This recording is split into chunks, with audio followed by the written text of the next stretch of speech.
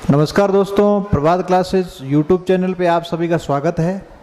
आज अपन ट्रिग्नोमेट्री त्रिकोणमिति के बारे में अध्ययन करेंगे और आपको मैं बताना चाहूँगा कि ये जो टॉपिक है ये अपनी परीक्षा के हिसाब से काफ़ी महत्वपूर्ण है। चाहे एसएससी हो, चाहे ग्राम सेवक हो, चाहे एनटीपीसी हो, हर भर्ती परीक्षा में इस रिलेटेड काफ़ी सारे क्वेश्चन पूछे जाते हैं।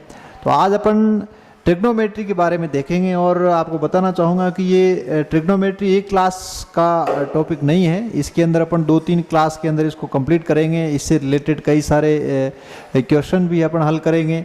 तो काफ़ी महत्वपूर्ण है और काफ़ी सरल है। परीक्षार्थियों, स्टूडेंट को काफ़ी हार्ड लगता है, लेकिन मेरे हिसाब से जिसको ट्रिग्नोमेट्री अच्छे से समझ में आ जाती है तो परीक्षा में चाहे कैसा भी क्वेश्चन आता हो, सबसे पहले लोग इसी को हल करते हैं, ट्रिग्नोमेट्री को।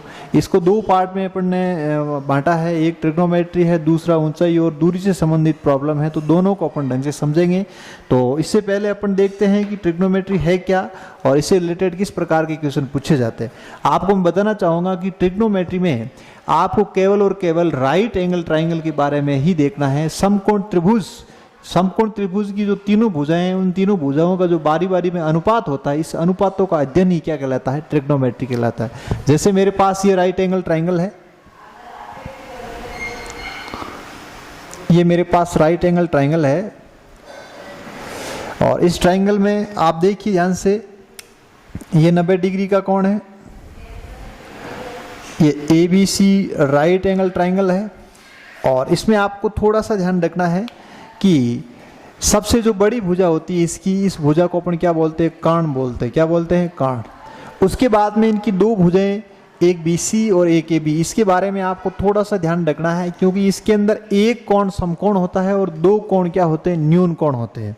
ये जो दोनों कोण आपको नजर आ रहे हैं, इन दोनों कोणों का मैं बताना चाहूंगा। जैसे मान लीजिए ये आपका न्यून कोण थीटा है, तो आपको ध्यान रखना है, लंब की पहचान करने का एक तरीका है। अधिकांश स्टूडेंट गलती करते हैं कि जो खड़ी भुजा होती है वो लंब होती है, लेकिन आप ट्रिग्नोमेट्री पढ़ रहे हो, त्रिकोणमिति पढ़ रहे हो, तो त्रिकोणमिति पढ़ते समय आपको ध्यान होना चाहिए जो खड़ी भुजा होती है वो लंब नहीं होती है। आपको एक कंसेप्ट ध्यान रखना है कि जो न्यून कोण है, जैसे न्यून कोण थीटा आपको ये दे रखा है, तो न्यून कोण के सामने की जो भुजा होती है वो हमेशा लंब होती है। तो ये कौन सी हो जाएगी? आपकी लंब,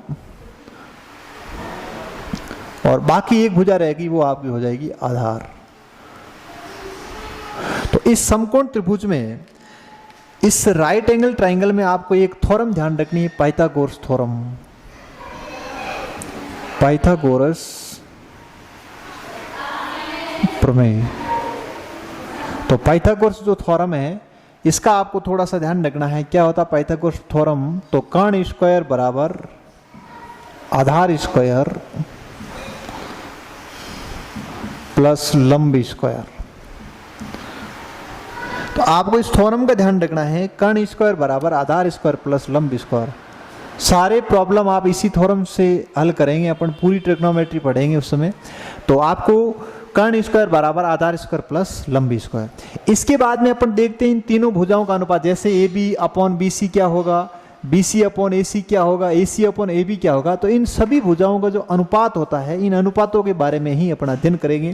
तो आपको मैं थोड़ा सा बता देता हूं कि ट्रिग्नोमेट्री में अपन कितने प्रकार के त्रिकोणमितीय अनुपात पढ़ेंगे। तो आपको सबसे पहले ध्यान रखना है साइन थीटा,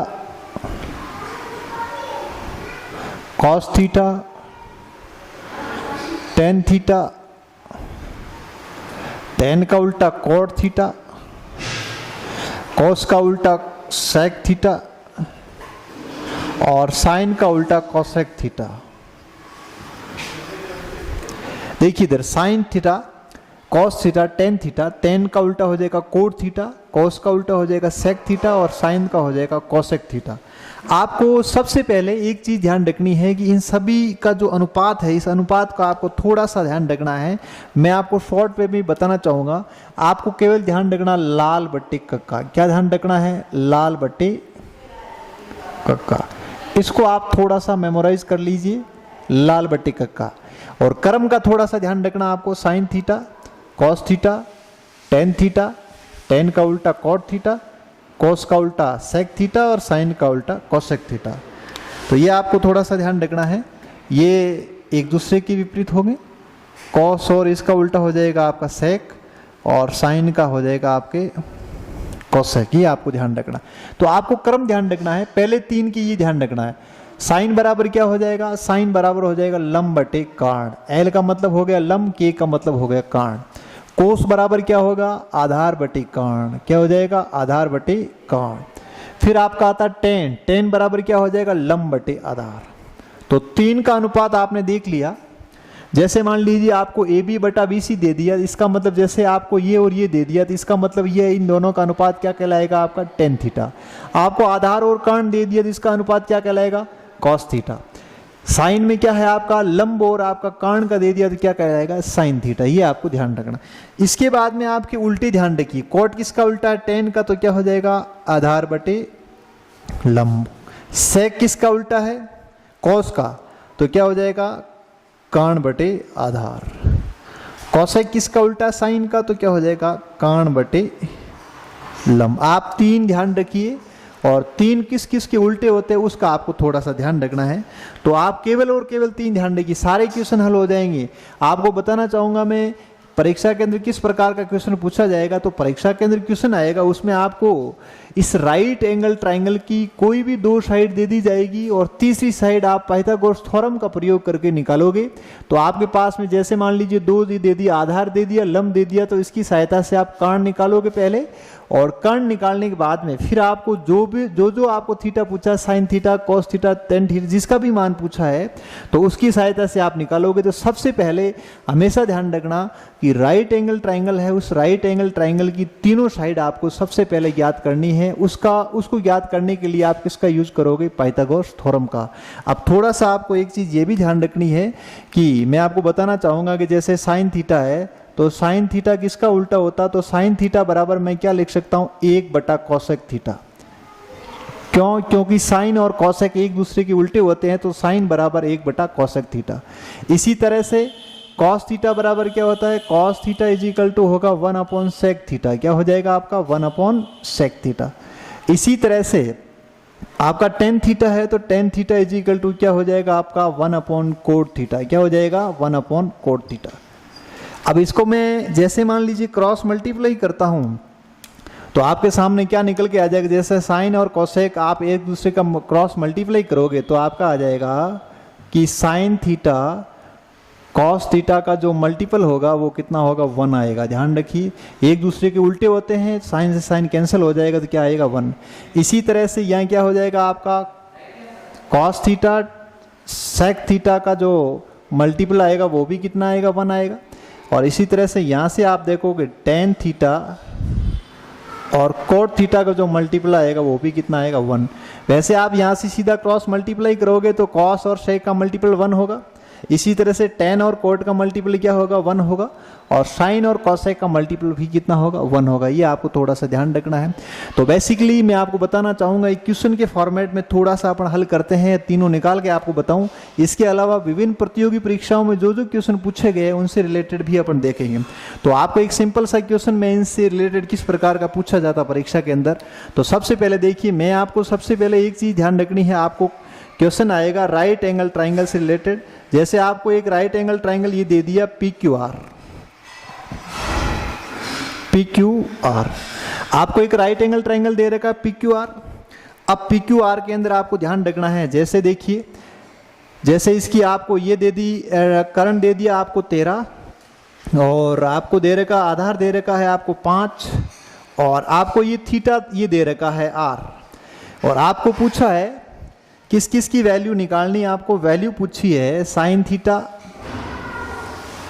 ठीक है, या साइन थीटा या साइन R कर दो। मान लीजिए सीधा नहीं दे रखा तो आप ऐसे लिख दीजिए साइन R cos P और tan R, इन तीनों की वैल्यू पूछी है। इन तीनों की आपको अनुपात निकालना है, इन तीनों का अनुपात क्या आएगा। अच्छा क्वेश्चन है, थोड़ा सा आप इस क्वेश्चन को समझ लोगे तो परीक्षा के अंदर आपका क्वेश्चन गलत नहीं होगा। तो देखिए इधर आपको दे रखा है कि आपको वैल्यू निकालनी है। एक ट्राइंगल दे रखा राइट एंगल ट्राइंगल, और जिसके अंदर आपको QR दे रखा 5 सेंटीमीटर और PR आपको दे रखा 13 सेंटीमीटर। आपको पूछा है साइन R cos P और tan R की वैल्यू आपको रेशियो फॉर्मेट में निकालनी है। तो अपन क्या करेंगे, सबसे पहले मैंने आपको एक ही चीज़ बताई है कि आप सबसे पहले राइट एंगल ट्राइंगल की जो तीनों साइड है इन साइड को निकालोगे। कर्ण आपको दे रखा है लेकिन क्यू आर है आपके पास में, पी क्यू नहीं है, तो इसको निकालने के लिए आप किसका प्रयोग करोगे? पाइथागोरस थ्योरम का प्रयोग करोगे। किसका प्रयोग करोगे? पाइथागोरस थ्योरम का। तो आप यहां से पाइथागोरस थ्योरम लगाते हो तो आपका कर्ण क्या है? पी आर का स्क्वायर इज इक्वल टू आधार क्या है आपका? क्यू आर का स्क्वायर, और आपका लंब क्या है? पी क्यू का स्क्वायर। पी आर आपको 13 दे रखा है तो ये 13 का square is equal to Q R कितना है? 5 का स्क्वायर, और आपको पी क्यू ज्ञात करनी है। आप इसको सीधा ही निकाल सकते हो लेकिन मैं बता रहा हूं आपको, ये हो जाएगा 169 और ये हो जाएगा आपका 25 और ये आपका हो जाएगा पी क्यू का स्क्वायर। यहां से आपके पास में पी क्यू निकल के आ जाएगी, पी क्यू बराबर ये 25 इधर आएगा माइनस का हो जाएगा, 169 में से 25 जाएगा तो कितना रहेगा? 144, और आप स्क्वायर यहाँ से उड़ाओगे तो इसका अंडर रूट हो जाएगा, और 144 का अंडर रूट कितना होगा? 12। तो आपके पास में पी क्यू निकल के आ गई 12। तो सबसे पहले आपने जो राइट एंगल ट्राइंगल था इनकी सभी भुजाओं को आपने ज्ञात कर लिया। ज्ञात कर लिया, आपके पास में पी आर भी है, क्यू आर भी है और पी क्यू भी है, तीनों भुजाएं आ गई। अब आपको जो पूछा है उसको अपन निकालते हैं, और ऊपर मैंने आपको समझाया उसको आपको, जैसे मान लो आपके पास में आर और जो न्यून कोण वाला जो कंसेप्ट है वो भी आपके क्लियर हो जाएगा। तो थोड़ा सा आप ध्यान से देखिए।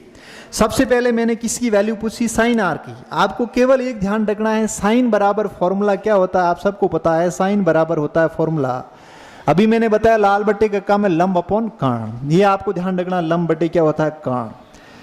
ठीक है, इसी तरह से कॉस बराबर क्या होता है? आधार बटे कर्ण, ये आधार बटे कर्ण। और टेन बराबर क्या होता है? लंब बटे आधार। इसको तो आप पहले ही लिख लिया करो, लंब बटे, ये हो गया लंब बटे आधार। तीनों चीज आपके सामने आ गई। अब अपन क्या करते हैं, थोड़ा सा ध्यान रखना है, जब कोई भी थीटा है, पीछे आपको जो भी दे रखा, चाहे थीटा दे दो चाहे कोई भी अल्फाबेटिक फॉर्मेट में दे रखा, ये आपका न्यून कोण है। ध्यान रखिए, मैं आपको बताना चाहूंगा, जैसे मैंने यहाँ थीटा लिखा है, इसका मतलब ये थीटा आपका क्या है? न्यून कोण है। जहां भी मैं पीछे थीटा लिख रहा हूं ये थीटा आपका क्या है? न्यून कोण है। इस थीटा को अपन क्या बोलेंगे? न्यून कोण। ये आपका न्यून कोण है। तो थीटा न्यून कोण है, जबकि मैंने यहाँ थीटा नहीं दिया है, यहाँ पे आपको सिंबलिक फॉर्मेट में आर पी आर दे रखा है, या आर दिया हुआ, इसका मतलब आपका आर न्यून कोण है। जब आपका आर न्यून कोण है तो आर के सामने की जो भुजा है वो आपकी क्या होगी? लंब होगी। तो पहले में क्या है आपका लंब कितना लिखोगे आप? 12, कर्ण एक ही आपका कितना हो जाएगा? 13। तो पहले का जो आपका अनुपात आएगा वो कितना आ जाएगा? 12/13। इसी तरह से दूसरे में कॉस पी, तो कॉस पी, तो इस बार आपका न्यून कोण चेंज हो गया। अब न्यून कोण क्या बन गया? पी बन गया। तो कॉस बराबर क्या होता है? कॉस बराबर होगा आपका आधार बटे कर्ण। तो इसके सामने देखिए ये लंब हो जाएगा, ये क्या हो जाएगा? आपका लंब। तो ध्यान रखना, परीक्षार्थी गलत करते हैं, इस त्रिभुज को देखते ये सोचते हैं कि इसका ये है नीचे वाली जो भुजा दिख रही है बेस वाली, यही आप इसको आधार मानते हो, क्वेश्चन गलत हो जाता है। तो ध्यान रखना है, इसके जब मैंने न्यून कोण इसको माना है तो इसके सामने की भुजा ये क्यू आर आपको नजर आ रही है, क्यू आर क्या है? आपका लंब है, न कि आधार। तो इसकी आधार कौन सी भुजा हो जाएगी? P Q. तो आधार कितना है इसका? 12। तो क्या आ जाएगा? 12 बटे आधार बटे कर्ण, यानी कितना आ जाएगा? 12/13। ध्यान रखना आपको कॉस पी दे रखा है, तो P के सामने की भुजा क्या होगी? आपके लंब। तो यानी क्यू आर लंब बन जाएगी, तो पीछे ये भुजा ऑटोमेटिक क्या बन जाएगी? आधार। इसी तरह से टेन आर, इसका मतलब न्यून कोण ये है, जब ये आपका न्यून कोण है तो इसके सामने की भुजा लंब होगी। तो लंब कितना है? 12, और 12 बटे आधार कितना दे रखा आपको? 5। तो 12/5। तो कैसा भी क्वेश्चन हो, सारे क्वेश्चन को आप इस तरह से इसका अनुपात निकाल सकते हो, चाहे कैसा भी क्वेश्चन हो, लेकिन आपको थोड़ा सा न्यून कोण का जरूर ध्यान रखना है। यूं नहीं है कि आपको देखने में दिख रहा है सब त्रिभुज है, ये समकोण त्रिभुज है, इसकी जो नीचे वाली भुजा है वही हमेशा आधार, ऐसे नहीं है। आपको केवल और केवल इस न्यून कोण का ध्यान रखना है। न्यून कोण के सामने की भुजा होती है वो लंब होती है।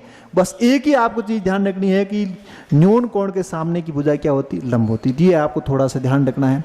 इसके अलावा इससे रिलेटेड कई सारे और प्रॉब्लम है, हम हल करेंगे, लेकिन आपको थोड़ा सा इस बेसिक चीज को समझाने के लिए मैंने आपको एक एग्जाम्पल के थ्रू इसको समझाया है। इसके अलावा आपको त्रिकोणमिति के अंदर 4 चतुर्थांश है, उसके बारे में थोड़ा सा बता देता हूं। देखिए इधर, इसके अंदर 4 क्वाड्रेंट होते हैं, 4 चतुर्थांश। देखिए इधर, और इन तीनों चारों के बारे में आपको क्या क्या ध्यान रखने हैं? चतुर्थांश,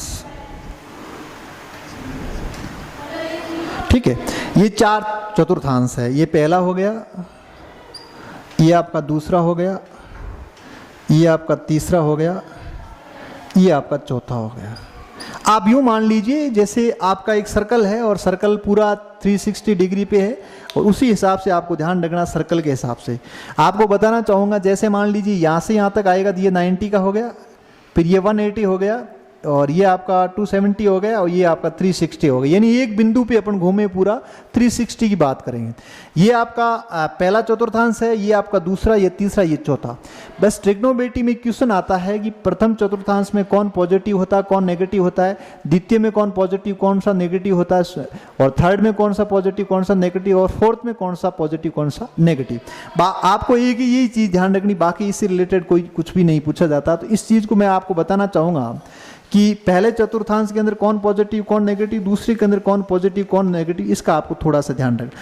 जो पहला चतुर्थांश है इसके अंदर आपको ध्यान रखना है, जब एंगल की बात करूं कहां से कहां तक है, तो आपको ध्यान रखना है यहाँ जो थीटा होगा, कहां तक चलोगे आप। जैसे मान लीजिए थीटा दे रखा है, अब इसकी वैल्यू कहां से कहां तक रहेगी, इसको आपको थोड़ा सा ध्यान रखना है कि वैल्यू की बात करूं कि यह थीटा होगा वो 0 से तो क्या होगा, बड़ा होगा। ये थीटा होगा, ये 0 से, मान लो ये थीटा है तो 0 डिग्री से तो क्या होगा, बड़ा होगा, लेकिन 90 डिग्री से क्या होगा, छोटा होगा। अपन यहाँ थीटा की बात करें तो यहाँ पे थीटा क्या होगा, आपको बताना चाहूंगा कि आप 90 से निकल गए तो यहाँ से थीटा होगा वो 90 से तो क्या आएगा, बड़ा आएगा, और 180 से क्या होगा, छोटा होगा। ये आपको ध्यान रखना है। यहाँ थीटा होगा इस चतुर्थांश का सेकंड का, तो यहाँ पे थीटा 90 से तो क्रॉस होगा, और 180 के बीच में जो भी एंगल है, जैसे मान लीजिए 95 डिग्री है तो 95 डिग्री कौन से कोऑर्डिनेट में आएगा, सेकंड में आएगा। कौन से में आएगा, सेकंड में। इसी तरह से थर्ड की बात करूं तो थर्ड क्वाड्रेंट में आपको ध्यान रखना है, यहाँ पे जो थीटा होगा वो 180 से तो क्या होगा, ज़्यादा होगा, और 270 से क्या होगा, कम होगा। ये आपको ध्यान रखना है। इसी तरह से फोर्थ के अंदर क्या होगा, थीटा ये किससे ग्रेटर देन होगा, ये 270 से ग्रेटर देन होगा, और 360 से क्या होगा, लेस देन होगा। ये आपको चारों थोड़े से ध्यान रखने हैं, है कुछ भी नहीं, बड़े सिंपल है। आपको थोड़ा सा ये ध्यान रखना है, फर्स्ट क्वाड्रेंट के अंदर जो थीटा है वो कहाँ से कहाँ तक होगा, तो आपको ध्यान रखना है यहाँ पे जो एंगल है वो 90 से कम होगा, 0 से बड़ा होगा। इसी तरह से यहाँ पे जो है वो 90 डिग्री से क्रॉस होगा, लेकिन 180 से क्या होगा, कम होगा। और थर्ड के अंदर जो 180 से ज़्यादा, 270 से कम होगा, और यहाँ 270 से ज़्यादा और 360 से क्या होगा, कम। जैसे मान लो 190 डिग्री है तो आपको बिना समझे 190 डिग्री कौन से क्वाड्रेंट में बताना है, तीसरे में। जैसे आपके 280 आ गए तो आप कौन से में बोलोगे, चौथे में। तो ये थोड़ा सा आपको ध्यान। अब अपन देखते हैं कि पहले में कौन पॉजिटिव कौन नेगेटिव, सेकंड में कौन पॉजिटिव कौन नेगेटिव, इसके बारे में थोड़ा सा ध्यान रखना है। पहले में आपका ऑल पॉजिटिव, ध्यान रखिए इसके अंदर क्या आएगा, ऑल पॉजिटिव, यानी सारे थीटा है, sin cos tan cot sec cosec सारे के सारे क्या रहेंगे, पॉजिटिव। जैसे मान लीजिए आगे अपन पढ़ेंगे, इसमें टेबल पढ़ेंगे तो टेबल से कई सारे क्वेश्चन यहाँ से हल होंगे। उसके बाद में सेकंड की बात करते हैं, तो सेकंड क्वाड्रेंट में आपको ध्यान रखना है साइन और कोसेक। देखिए इधर कौन, साइन और इसका उल्टा कोसेक, साइन थीटा और कोसेक थीटा, ये दोनों आपके पॉजिटिव होंगे। ध्यान रखिए ये दोनों पॉजिटिव, बाकी सारे क्या होंगे, नेगेटिव। बस आप दोनों को ध्यान रखिए, पहले में क्या ऑल पॉजिटिव, सेकंड में साइन और कोसेक पॉजिटिव, और थर्ड की बात करते हैं तो थर्ड के अंदर आपको ध्यान रखना टेन और कॉट पॉजिटिव। कौन है, टेन थीटा और कॉट थीटा आपका पॉजिटिव है, और बाकी सारे क्या है, नेगेटिव है। और अब पीछे कौन बच गया, आपकी कॉस थीटा और सेक थीटा आपका पॉजिटिव है, और बाकी सारे आपके क्या है, नेगेटिव है। तो आप एक ध्यान रखना है, चारों चतुर्थांश की एक छोटी सी ट्रिक आप बना सकते हो कि कौन पॉजिटिव कौन नेगेटिव। तो आपको ध्यान रखना, पहले चतुर्थांश में आपको ये ध्यान रखना, A for all positive, A for all positive. और सेकंड में क्या ध्यान रखना, एस, एस का मतलब साइन, और साइन का उल्टा कोसेक हो जाएगा। आपको ध्यान रखना, एक ध्यान रखना, एस का मतलब हो गया साइन थीटा, और इसका उल्टा कौन हो गया, कोसेक थीटा। इसी तरह से ए एस, थर्ड में क्या ध्यान रखना, टी, टी फोर क्या हो जाएगा, टेन थीटा और उसका उल्टा cot theta. A S T C, और यहाँ पे सी आपको ध्यान रखना, सी फॉर कॉस थीटा और उसका उल्टा सेक थीटा। तो आप चारों चतुर्थांश के अंदर चार चीज ध्यान रखिए, ए एस टी सी। ए का मतलब फर्स्ट क्वाड्रेंट के अंदर सारे पॉजिटिव, सेकंड में है एस का मतलब साइन और कोसेक पॉजिटिव, और थर्ड में है T फॉर tan और cot पॉजिटिव, और फोर्थ के अंदर C का मतलब cos और sec पॉजिटिव, बाकी सारे नेगेटिव। इस पे क्वेश्चन कैसे बनेगा आपको बताऊंगा मैं। जैसे मान लीजिए आपको इस तरह से क्वेश्चन पूछा जाएगा, आपको ध्यान रखना, जैसे आपको बोल दिया कि साइन बोल दिया है कि 90 या फिर आपको बोल दिया 100 का बोल दिया, साइन 100 की आप वैल्यू बताई, तो साइन 100 ये कौन से चतुर्थांश में आएगा, तो आपको चतुर्थांश का ध्यान रखना है। साइन 100 जैसे ही आपके सामने 100 नजर आ रहे हैं, 100 का मतलब आपका कौन सा कोऑर्डिनेट हो गया, फर्स्ट में हो नहीं सकता। ये जो थीटा है यहाँ पे 100 दे रखा है, तो 100 इस कंडीशन में सेट नहीं हो रहा, सेकंड कंडीशन में सेट हो रहा है। इसका मतलब सेकंड के अंदर साइन पॉजिटिव है, यानी इसकी वैल्यू आपकी पॉजिटिव आएगी। जैसे मान लीजिए मैं साइन की जगह आपका कोस कर देता हूँ, कोस 100 कर देता हूँ, तो यहाँ थीटा की वैल्यू कितनी है, 100 है, तो क्वाड्रेट कौन सा हो जाएगा, सेकंड। लेकिन यहाँ पे साथ में कौन आ रहा, कोस, तो पॉजिटिव कौन होता सेकंड में, सेकंड में केवल और केवल साइन और उसका उल्टा कॉसेक पॉजिटिव होता, बाकी सारे नेगेटिव है। इसका मतलब ये हो गया है कि कॉस की 100 की जितनी वैल्यू बनती है उस वैल्यू के आगे साइन क्या आएगा, नेगेटिव आएगा। बस इसका यही यूज है, आपको ध्यान रखना है। बस आपको केवल इन चारों का पता होना चाहिए। उसके बाद में वैल्यू कैसे निकालते हैं वो अपन टेबल की सहायता से हल करेंगे। जब अगली यार नेक्स्ट क्लास में जब भी अपन टेबल पढ़ेंगे तो उस टेबल पर जितनी सारी प्रॉब्लम है तो उस प्रॉब्लम की सहायता से अपन हल करेंगे। उस समय ये चतुर्थांश में जो ASTC है इसका ज़्यादा प्रयोग होगा। परीक्षा के अंदर आजकल इस टाइप के क्वेश्चन पूछे जाते हैं। सिग्नेचर, ये साइंस से रिलेटेड जो क्वेश्चन होते हैं वो कभी कभार गलत हो जाते हैं, इसलिए आपको थोड़ा सा इस क्वाड्रेट का आपको क्या रखना है, ध्यान रखना है। पहले में कौन पॉजिटिव, ऑल पॉजिटिव, सेकंड में साइन, एस का मतलब साइन और उसका उल्टा कोसेक पॉजिटिव, और थर्ड में tan और उसका उल्टा कॉट पॉजिटिव, और फोर्थ के अंदर है आपका कॉस और इसका उल्टा सेक पॉजिटिव, बाकी सारे क्या है, नेगेटिव है। तो इस तरह से ये आज की क्लास है जिसके अंदर अपने सिंपल सा और इंट्रोडक्शन के रूप में ट्रिग्नोमेट्री और विभिन्न जो राइट एंगल ट्राइंगल है उनकी जो आपकी साइड्स है, इन साइड्स का जो रेशियो है उसके आधार पर थोड़ा सा अध्ययन किया है। अगली क्लास में अपन कोशिश करेंगे कि जो पढ़ा है इससे रिलेटेड परीक्षा में कौन कौन से क्वेश्चन पूछे गए हैं, और पिछली जो पटवार भर्ती परीक्षा हुई थी उसमें कम से कम 10 से 12 क्वेश्चन इस त्रिकोणमिति इससे आए थे। लेकिन इस बार का जो सिलेबस है उसमें आपका ट्रिग्नोमेट्री नहीं है पटवार भर्ती सिलेबस में, लेकिन अन्य जो एग्जाम है SSC और GD के जो भी एग्जाम है, चाहे NTPC का हो चाहे रेलवे का हो, तो हर भर्ती परीक्षा में ट्रिग्नोमेट्री स्पेशल सिलेबस में है। और कम से कम आपको बताना चाहूँगा यदि मैथमेटिक्स के 50 क्वेश्चन आते हैं तो उसमें 10 से 12 क्वेश्चन आपके सीधे इस टॉपिक से रिलेटेड रहते हैं परीक्षा में। तो आज की ये क्लास, इसको आप थोड़ा सा पढ़ने की कोशिश करोगे, समझोगे, तो इससे सारी जितनी भी प्रॉब्लम है आपको, बिल्कुल मैं कह रहा हूँ परीक्षा के अंदर पेन चलाने की जरूरत नहीं है, आप सीधे मौखिक उत्तर निकाल सकते हो। तो अगली क्लास में अपन इससे रिलेटेड कुछ क्वेश्चन लेके आएंगे। धन्यवाद।